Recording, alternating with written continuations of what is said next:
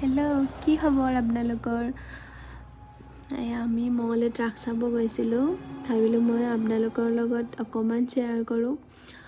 আৰু এটা কথা দেই, মোৰ যদি ভিডিঅ'বোৰ চাই ভাল লাগে নহয়, তেতিয়াহ'লে লাইক, কমেণ্ট, শ্বেয়াৰো কৰি দিব সকলোৱে।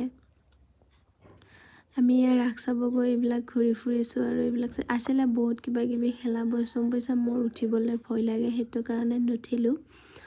এনেই চাই মেলি আহিলোঁ। ইয়াত জুবিন দাক আৰু ভূপেন দাক এনেকৈ শ্ৰদ্ধাঞ্জলি জনাইছিলে। সঁচাকৈ দে, জুবিন দাই যে কেতিয়া জাষ্টিচ পাব। আৰু মঙলদৈৰ ৰাসখন ইমান ধুনীয়াকৈ সজাইছিলে, গৈ ভালেই লাগিলে। পিটপিটাই ঘূৰাই ফুৰিছোঁ আৰু কিনো কৰিম।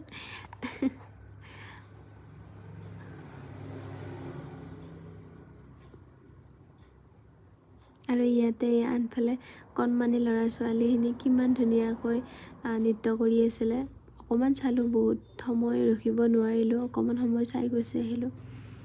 আৰু ইয়াতে এনেকৈ মূৰ্তিবোৰ সজাইছে। ইমান ভিৰৰ মাজত মোৰ পোৱালিও এনেকৈ খোজকাঢ়ি গৈছে দেই।